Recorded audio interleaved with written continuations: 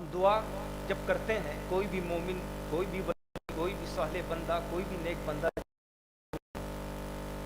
تو وہ کس کی دعا کرتا ہے؟ کثرت کی نہیں، برکت کی۔ صوفیہ فرماتے ہیں کثرت اور ہے، برکت اور ہے۔ ہم یہ سمجھتے ہیں کہ جس کے پاس کثرت ہے وہی برکت، لیکن کبھی کبھی قلیل چیزوں میں بھی برکت ہوتی ہے۔ جیسے دنیا میں 97% واٹر، پانی جو ہے وہ کھارا ہے۔ کتنا پرسنٹ؟ 97% پانی کیا ہے؟ کھارا ہے۔ 3% پانی میٹھا ہے۔ اب اس 97% پانی کو پیتے جائیے، پیاس نہیں بجھے گی۔ پیاس بجھے گی تو اس 3% میٹھے پانی سے۔ گویا 97% پانی میں کثرت ہے، 3% پانی میں برکت ہے۔ کثرت اور برکت کا فرق آپ کو سمجھ میں آ رہا ہے؟ نہیں سمجھ میں آ رہا ہے؟ اور واضح کروں میں، 1000 کثرت تھی، 313 میں برکت تھی۔ فرعون اور قارون کی دولت میں کثرت، عثمان غنی کی دولت میں برکت۔ میں اور آپ کے لیے آسان کر دوں، حصول سلطنت والے سب کثرت والے تھے، اور ترک سلطنت والا برکت والا تھا۔ اب آپ دیکھتے رہیے، یہ کثرت اور برکت کی جنگ میں اگر آپ کو اس کی حقیقت کو سمجھنا ہے تو کربلا کے میدان کی طرف دیکھو۔ 22,000 کے پاس کثرت، 72 نفوس قدسیہ کے پاس برکت، اور عالم یہ تھا کثرت اور برکت کی جنگ۔ اور فلسفہ آپ کو سمجھنا ہے تو میدان کربلا کی طرف دیکھیے کہ 22,000 کثرت والی زبانیں خاموش رہی، اور ایک برکت والی زبان نوکے نیزہ پہ تلاوت قرآن کر رہی تھی۔ سبحان اللہ، سبحان اللہ، نعرہ تکبیر، نعرہ رسالت، فیضان حضور محدث اعظم، واہ واہ، سبحان اللہ، سبحان اللہ۔ کثرت اور ہے، برکت اور ہے۔ اسی لیے جب ہم دعا کرتے ہیں تو کس کی دعا کرتے ہیں؟ اللہ ہمیں برکت عطا فرمائے، گھروں میں برکتیں عطا فرمائے، بزنس و کاروبار میں برکتیں عطا فرمائے۔ اور میں آپ کو بتا دوں، امام مالک سے ایک قول منسوب ہے، جس کے گھر بیٹا پیدا ہوا اور نبی کی محبت میں نام محمد رکھا، نبی کی محبت میں نام کیا رکھا؟ محمد رکھا، تو ایسے گھر میں خوب برکت ہوگی، ایسے گھر میں خوب برکت ہوگی۔ تو حکیم نظر اشرف کا ایک بیٹا پیدا ہوا، جسے دنیا محدث اعظم ہند کہتی ہے، اور نام محمد تھا۔ اور برکت کا عالم دیکھیے، برکت کا عالم دیکھیے۔ لوگ تو یہی دعا کرتے ہیں نا، یا اللہ بہت ساری اولاد دے، اس لیے ایک بیٹے کو میں شاعر بنا دوں، ایک بیٹے کو میں مفتی بنا دوں، ایک بیٹے کو میں فقیہ بنا دوں، ایک بیٹے کو میں محدث بنا دوں، ایک بیٹے کو میں پیر بنا دوں، ایک بیٹے کو میں صوفی بنا دوں۔ اسی لیے کہتے ہیں نا بہت ساری اولاد۔ اور یہاں برکت دیکھیے، حکیم نظر اشرف کا ایک بیٹا ہوا، شاعر بھی ہوا، محدث بھی ہوا، مفتی بھی ہوا، صوفی بھی ہوا، اور اس کی برکت کا عالم دیکھیے، اس نام کی برکت کا عالم دیکھیے۔ دیکھیے نا، آپ کسی کمپنی میں جائیے اور کسی ڈائریکٹر کے پاس جائیے، جب ڈائریکٹر ریٹائر ہوتا ہے تو بیٹا آتا ہے، بیٹا ریٹائر ہوتا ہے تو پوتا آتا ہے، پوتا ریٹائر ہوتا ہے تو پر پوتا آتا ہے۔ ہر خاندان میں، ہر خانوادے میں جب بیٹا جاتا ہے تو پوتا آتا ہے، جب پوتا جاتا ہے تو پر پوتا آتا ہے۔ لیکن یہ حضور محدث اعظم سید محمد محدث کچھوچوی کے نام کی برکت ہے، کردار کی برکت ہے۔ ارے یہ برکت ہی تو ہے کہ جس کا انتقال 25 دسمبر 1961 میں ہوا، یہ برکت ہے کہ اس کا ایک بیٹا احمد آباد میں دین پھیلا رہا ہے، پر پوتا یہاں بورست میں خطاب کر رہا ہے۔ یہ برکت ہے، اور ایسی برکت اسی خاندان میں دیکھیے کوئی مفکر ملت ہو رہا ہے، کوئی شیخ الاسلام ہو رہا ہے، کوئی مجذوب الہی ہو رہا ہے، کوئی شہنشاہ خطابت ہو رہا ہے، کوئی خطیب اعظم ہو رہا ہے، کوئی شیخ طریقت ہو رہا ہے۔ یہ برکت ہے، اور اس برکت کو دیکھیے۔ میں اپنی بات کو اور آگے کروں، اگر ذہن حاضر ہے، آپ کا ذہن حاضر ہے کہ نہیں؟ اب اس برکت کی بات ہو رہی، آپ یہ کہہ سکتے ہیں کہ بھائی باپ خطیب ہو تو بیٹا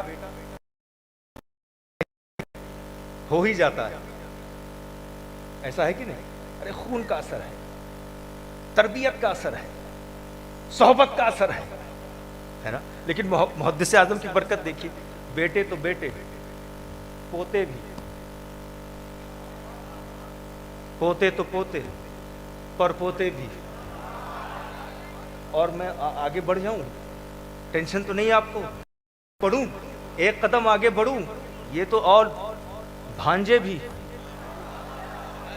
نواسے بھی، اور آگے بڑھوں، مرید وہ بھی خطیب، مریدوں کے مرید خطیب، جس کو ان سے نسبت ہو جائے حضرت سید صابر باپو، وہ بھی خطیب۔ آپ غور کرتے چلیے، خطیب خطیب، اب جو ان کا مرید، مرید کا مرید، وہ بھی خطیب ہوتا جا رہا ہے۔ کیا برکت ہے! تو کون محدث اعظم؟ یہ جشن سید ہے، جشن سید، یہ سید کا مقام کیا ہے؟ کون ہے محدث اعظم؟ تو ایک جملے میں آپ کو سمجھانا چاہتا ہوں کہ جس خطبے سے نایاب نکات نکلتے ہیں اسے خطیب اعظم کہتے ہیں، جس کے خطبے سے نایاب نکات نکلتے ہیں اسے خطیب اعظم کہتے ہیں، اور جس کے خطبے سے خود خطیب نکلتے ہیں اسے محدث اعظم کہتے ہیں۔ نعرے تکبیر، نعرے رسالت، فیضان حضور محدث اعظم، فیضان حضور محدث اعظم، نعرے حیدری، واہ واہ سبحان اللہ۔ اور میں اور آگے بڑھوں؟ اچھا، ایک بات اور ہے، یہ جو برکت بھی ہے، یہ بھی ایک بادشاہ، ایک غوث، ایک ولی، تاریخ سلطنت، جسے دنیا مخدوم سید اشرف جہانگیر سمنانی کہتی ہے، ہاں، یہ ان کی ولایت، ان کی خدمات، ان کے نام، ان کی نظر کی برکت ہے کہ آج ان کا خاندان چمکتا ہوا نظر آ رہا ہے۔ ایسا ہے کہ اب آپ دیکھیے کیا برکت کہ حضرت شیخ عبدالحق محدث دہلوی فرماتے ہیں اخبار الاخیار میں کہ جو سید اشرف کا نام ہے، یہ سحر و سفلیات جنات کے لیے اشرف کا نام ہی کافی ہے۔ اتنا بڑا محدث، جس محدث کو ہر جماعت مانتی ہے، وہ کہہ رہے ہیں کیا کہ ان کا کیا ہے،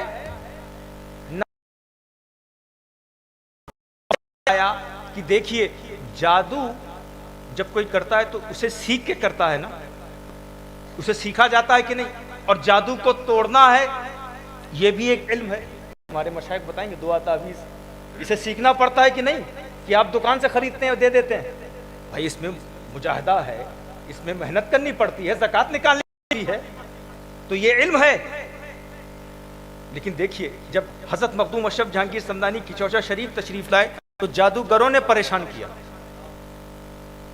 آؤ ہمارے مقابلہ کرو، ہم دکھا دیں گے ہم طاقت والے ہیں، قوت والے ہیں۔ حضرت مخدوم اشرف جہانگیر سمنانی نے ایک اپنے مرید جن کا نام شیخ جمال الدین تھا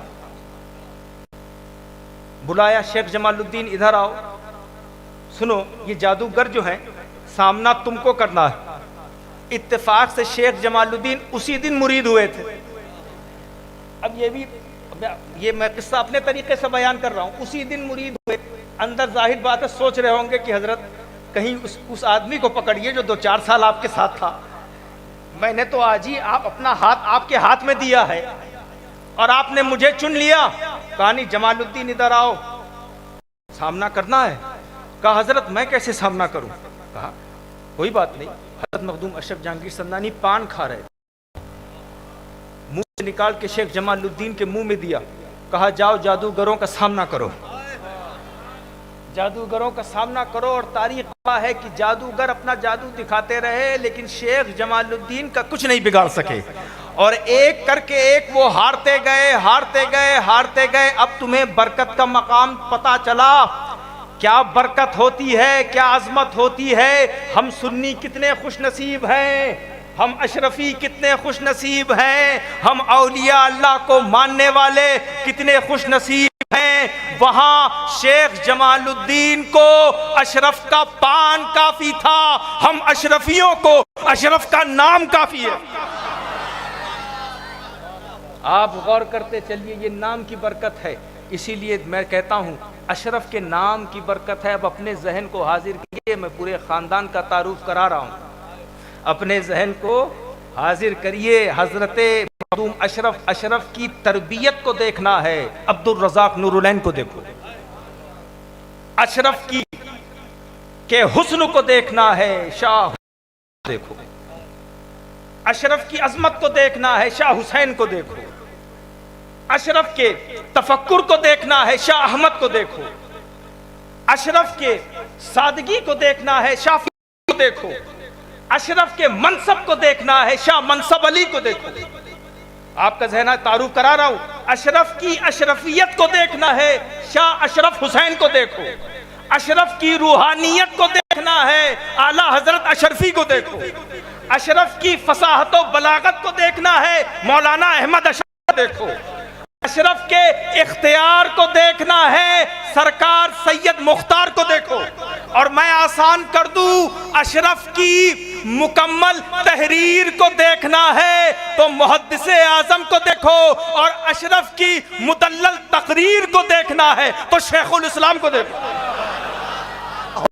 سبحان اللہ، نعرہ تکبیر، نعرہ رسالت، فیضان حضور شیخ الاسلام، واہ واہ، سبحان اللہ سبحان اللہ۔ یہ وہ مقام ہے، یہ برکت والے ہیں۔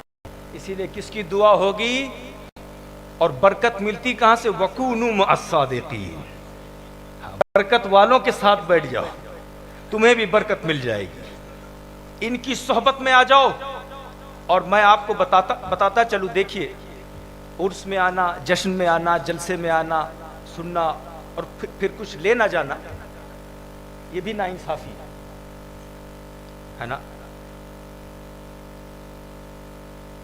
مرید کہتے کسے ہیں؟ اب یہ مرید وہی نا، صحبت والا جو پیر کی صحبت میں، ایک معنی تو یہ، لیکن مرید اور اچھا مرید کون؟ جو پیر سے قریب ہے، یہی ہے نا۔ مرید کسے کہتے ہیں؟ جو پیر سے، مرید صادق کسے کہتے ہیں؟ جو پیر سے قریب ہے، ٹھیک۔ تو پیر سے قریب ہونے کی دلیل کیا ہے؟ پیر کے بغل میں بیٹھنا کیا پیر سے قریب ہے؟ پیر کے ساتھ چلنا کیا پیر کے قربت کی دلیل ہے؟ نہیں سمجھے آپ؟ بہت سارے ایسے لوگ ہیں جو اجمیر میں غریب نواز کی مزار سے قریب ہیں،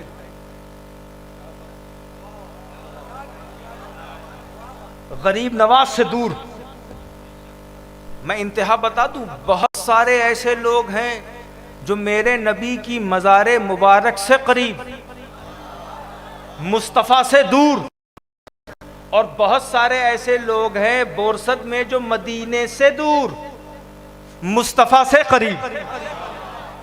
تو یہ قربت نام کس چیز کا ہے؟ اب یہ یہاں صوفیہ دو معنی دیتے ہیں، ایک قربت جسمانی ہے، ایک قربت روحانی ہے۔ تو قربت کا معنی کیا ہے؟ میں آپ سے ایک سوال کرتا ہوں کہ ہجرت کی رات یاد ہے آپ کو؟ غار میں میرے نبی کے ساتھ کون تھا؟ اور بستر نبوی پر کون تھا؟ وہ یاد ہے نا آپ کو؟ تو اب آپ سے ایک سوال میں کرتا ہوں، مصطفیٰ سے ہجرت کی رات قریب کون تھا؟ آپ ٹینشن نہ لیں، آپ بتائیں کون قریب تھا؟ ماتھے کی آنکھ کیا کہہ رہی ہے؟ مؤرخ کیا کہتا ہے؟ یہی نا کہ جو جسمانی طور پہ قریب، میں بتا دوں ہجرت کی رات صوفیہ فرماتے ہیں میرے نبی سے دونوں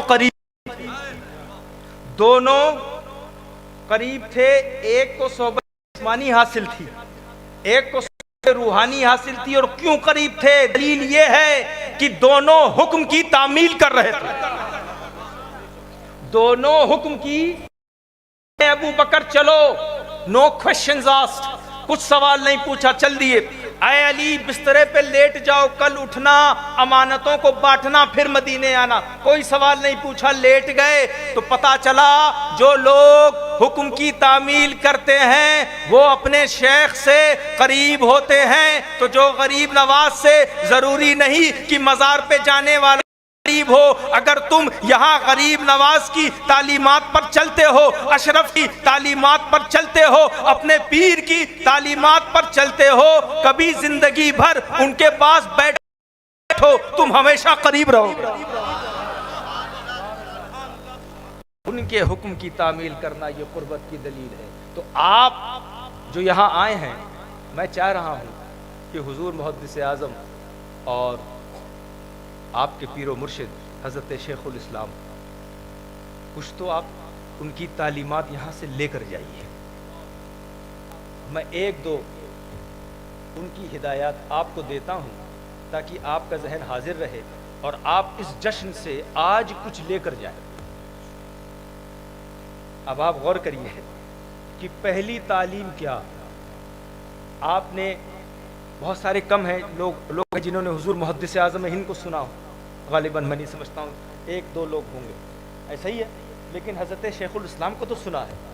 خطاب ان کے سنے ہیں کہ نہیں آپ نے؟ تو عنوان بنیادی طور پہ کیا ہوتا تھا؟ موضوع بنیادی طور پہ ان کی ہر تقریر کا موضوع و مرکز محمد الرسول اللہ، محبت رسول، اطاعت رسول، رسول کی اتباع، رسول کی نسبت، رسول کی صحبت. ایسا ہے کہ نہیں؟ تو ان کی پہلی تعلیم کیا ہے؟ رسول سے محبت کرو، رسول سے محبت کرو. اور رسول سے محبت اب یہ ہے کیا؟ رسول کی محبت، دیکھیے محبت دنیا کی اور معنی ہے، رسول کی محبت اس کے تقاضے اور ہیں. اب کوئی بنیادی طور پہ کہتا ہے کہ مجھے فلاں سے بہت محبت ہے. اچھا کیا دلیل؟ میں اپنی زبان سے بڑی تعریف کرتا ہوں. بھائی آپ کو محبت ہے؟ جی زبان سے بڑی تعریف کرتا ہوں. تو صوفیہ کہتے ہیں کہ محبت کا تقاضا پورا نہیں ہوا، پتہ نہیں زبان سے محبت کرتا ہے لیکن جب محبوب کو ضرورت پڑے تو کہیں بھاگ نہ جائے. زبانی محبت کی اپنی جگہ.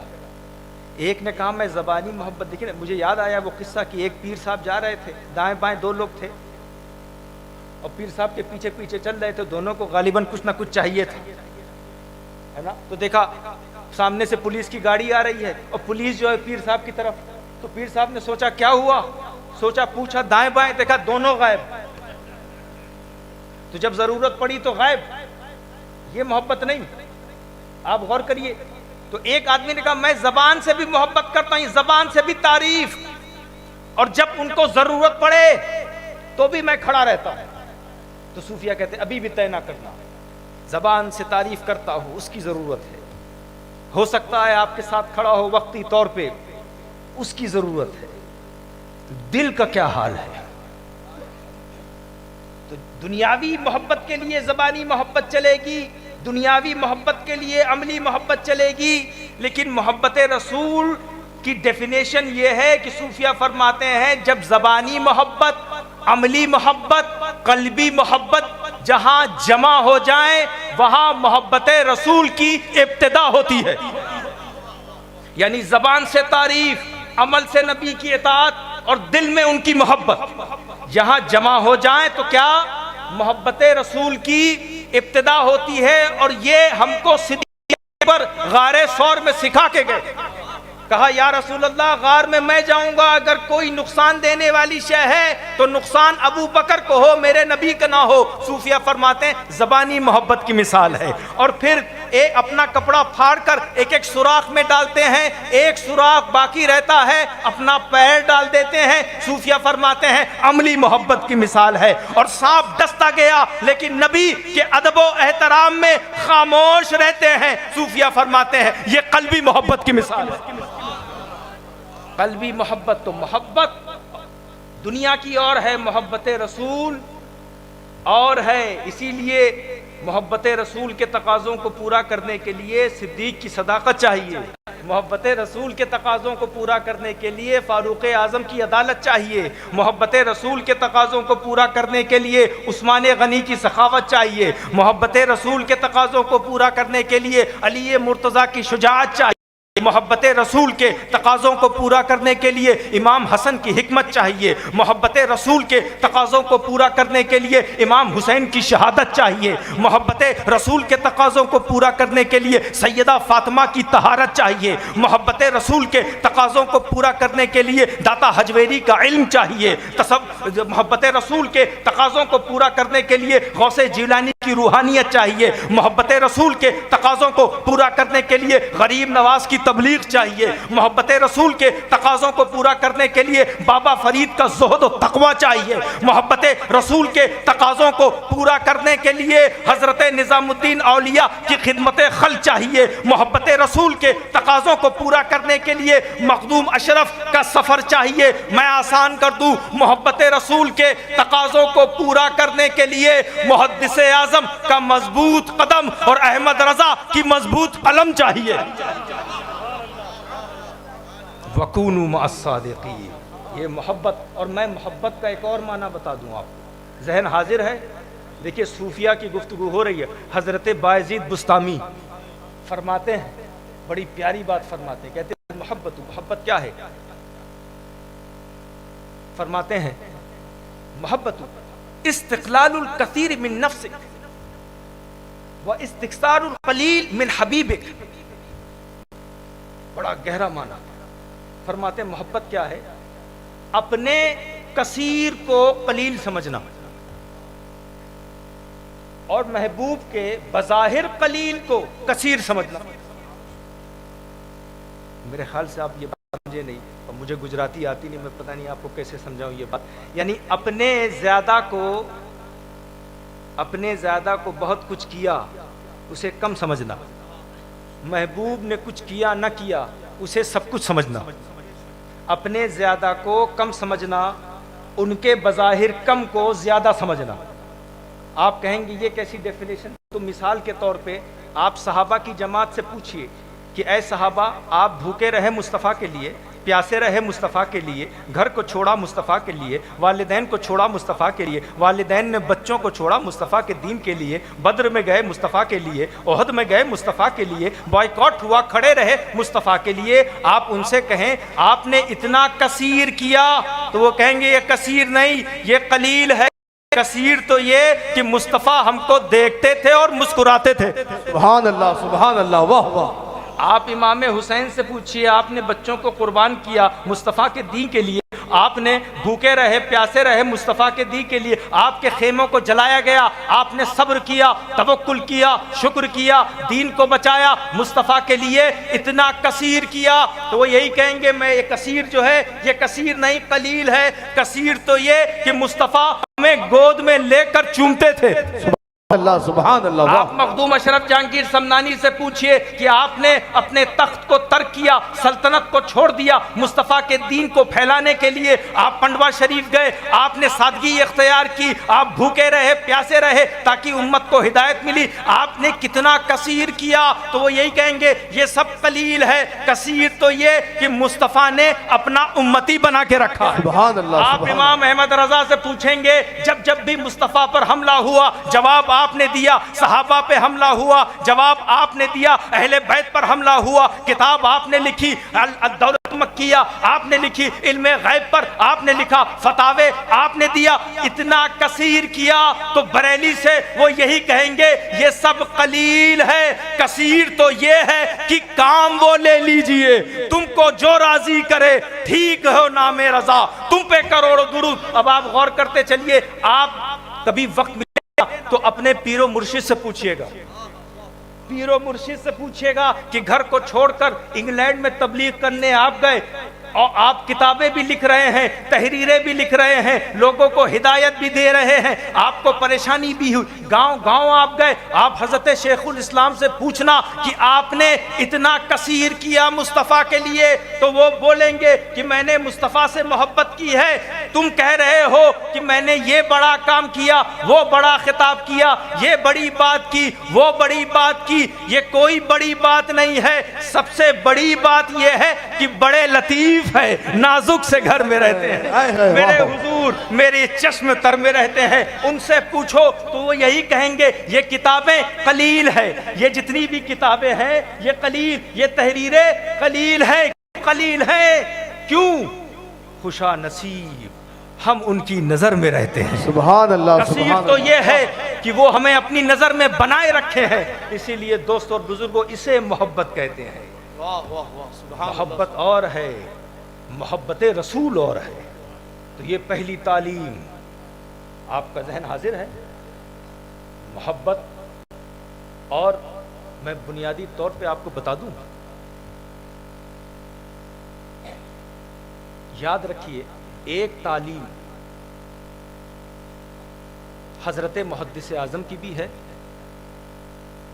اور حضرت شیخ کی بھی ہے، وہ کیا؟ کیوں نہیں ہوتے مسلمان بھی مسلمان سے قریب؟ کیوں نہیں ہوتے مسلمان بھی مسلمان سے قریب؟ ہم ایز اے کمیونٹی، ایک جماعت، سلسلوں میں بٹ گئے ہیں، خانقاہوں میں بٹ گئے ہیں، یہ سلسلے والا اس سلسلے کے پاس نہیں جاتا، وہ سلسلے والا یہاں نہیں آتا، ایسا ہے کہ نہیں؟ ہم اس سے نہیں ملیں گے، عقیدہ ایک ہے، امام ایک ہے، قرآن ایک ہے، خانقاہوں میں بٹ گئے ہیں، ایسا ہے کہ نہیں؟ اور وہ کیوں؟ یہ ہمیں کیا بتاتے ہیں، ان کی تعلیمات کیا ہے؟ ہم نے جو ہے اپنا مرکز ادھر ادھر کر دیا ہے، اسی لیے اتحاد نہیں۔ اب اہل سنت میں اتحاد ہو تو کیسے ہو؟ آپ کا شیخ الگ الحمدللہ، کسی اور کا شیخ الگ الحمدللہ، کوئی کسی اور سلسلے کا، ماشاءاللہ اچھی بات ہے، لیکن یہ اتحاد ہو تو کیسے ہو؟ مجھے ایک قصہ یاد آتا ہے، محی الدین ابن عربی یہ خود نقل کرتے ہیں کہ ایک عالم دین تھا، اور وہ عالم دین جو بات کیا تھی کہ وہ میرے جو شیخ تھے، شیخ ابو مدین، ان سے اس کا کچھ جھگڑا ہو گیا تھا، میں اسے پسند نہیں کرتا تھا، بات آئی گئی، میں سویا تو حضور صلی اللہ تعالیٰ علیہ وسلم خواب میں آئے۔ اب یہ خود لکھ رہے ہیں، شیخ اکبر لکھ رہے ہیں، اور خواب میں آ کے کیا کہا؟ محی الدین کافی ناراض لگ رہے ہو آج کل۔ کہا یا رسول اللہ آپ کا دیدار ہو گیا، اب تو سارا کام ہی ہو گیا۔ نہیں کہا کام نہیں ہوا، آج کل کافی ناراض ہو۔ کہا نا ہم ایک مولانا ہے میرے شیخ ابو مدین سے کچھ معاملات میں۔ کہا اچھا شیخ سے ہے، مجھ سے بھی اس کا اختلاف ہے۔ کہا یا رسول اللہ آپ سے اختلاف ہے، تو کہا ان کی نفرت کی وجہ سے نفرت، میری محبت کی وجہ سے محبت نہیں۔ آپ غور کرتے چلیے، یہ ایک فارمولا، ایک وظیفہ ہے اتحاد اہل سنت کا۔ اگر ہر خانقاہ، ہر دارالافتاء، ہر مدرسے سے یہ اعلان ہو جائے اہل سنت میں، کوئی ہمیں مانے نہ مانے، ہمارے پیچھے چلے نہ چلے، میری تعریف کرے نہ کرے، اللہ کا وفادار ہے، مصطفیٰ کا وفادار ہے، صحابہ کو مانتا ہے، اہل بیت کو مانتا ہے، تو اس کی تعظیم کرو۔ کیوں؟ میرا کلمہ پڑھنا اسلام نہیں ہے، مصطفیٰ کا کلمہ پڑھنا اسلام ہے۔ سبحان اللہ سبحان اللہ، واہ واہ۔ یہ جو بنیادی فارمولا ہے اتحاد کا، یہ میں نے نہیں دیا ہے، یہ میرا فارمولا، یہ خود حضور شیخ الاسلام فرماتے ہیں۔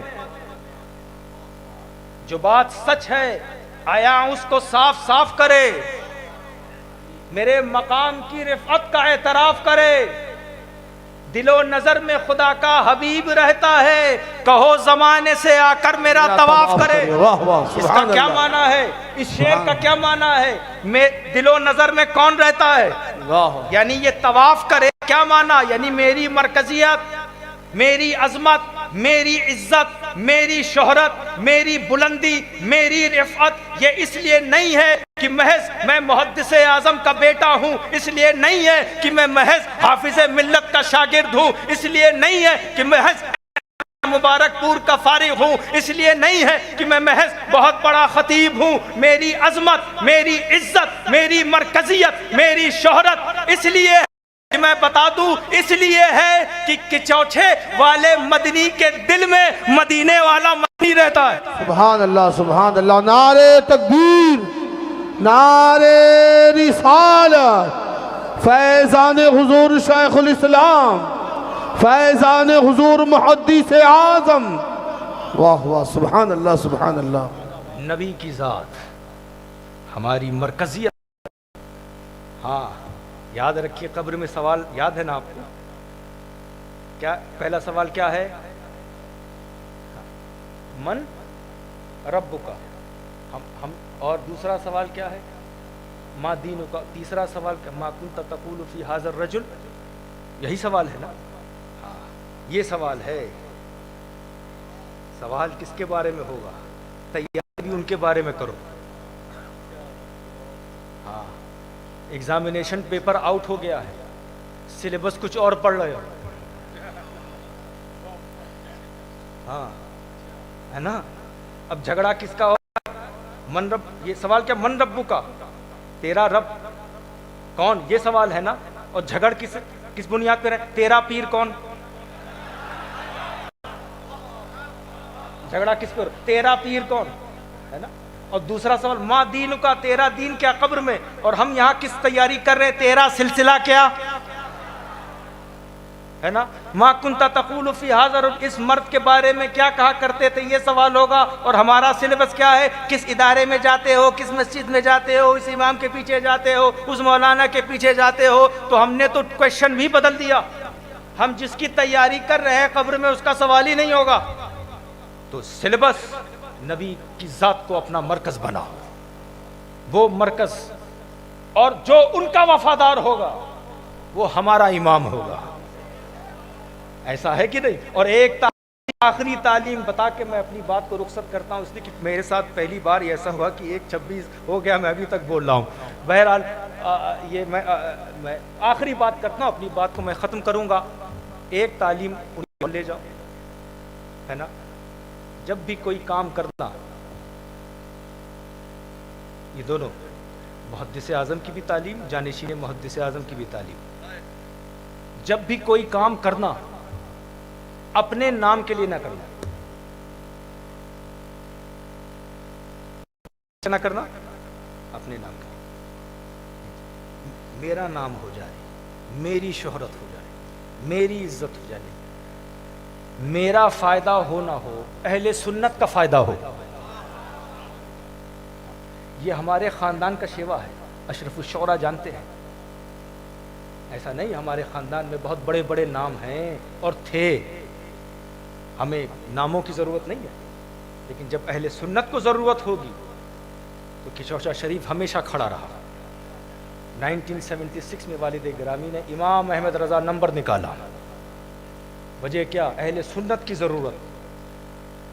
میں آپ کو بتا دوں، آپ کو شاید نہ معلوم ہو، 1970s 80s میں جب برطانیہ میں بدعقیدگی پھیل رہی تھی اور لوگ گمراہ ہو رہے تھے، اہل سنت کے عقیدے کو چھوڑ رہے تھے، تو محدث اعظم ہند کا شہزادہ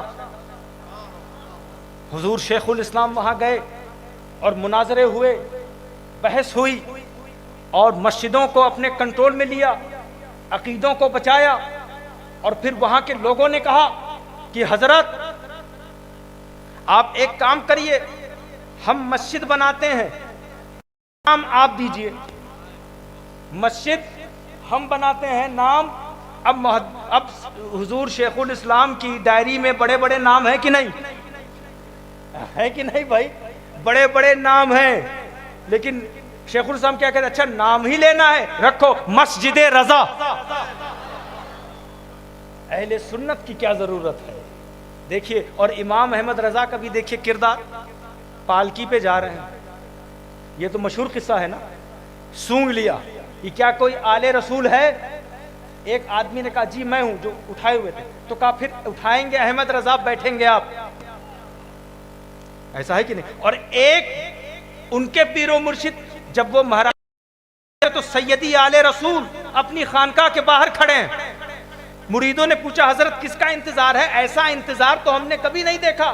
کہا عاشق رسول کی بو آ رہی ہے، عاشق رسول کی، اچھا ان کو آل رسول کی آ رہی ہے، اور آل رسول کو عاشق رسول کی بو آ رہی ہے، تو گویا یہ بو آتی ہے، خوشبوئیں آتی ہے۔ ایک آدمی نے کہا بھائی مجھے تو کسی کی نہیں آتی، مجھے تو کسی کی بو نہیں آتی۔ تو ایسے آدمی کو جب نزلہ زکام ہو جائے، جب نزلہ زکام ہو جاتا ہے تو خوشبو آتی ہے، میں آسان کر دوں، جب طبیعت خراب ہو تو پھول کی خوشبو نہیں آتی، جب جسم خراب ہو تو پھول کی خوشبو نہیں آتی، جب خون خراب ہو تو آل رسول کی خوشبو نہیں آتی،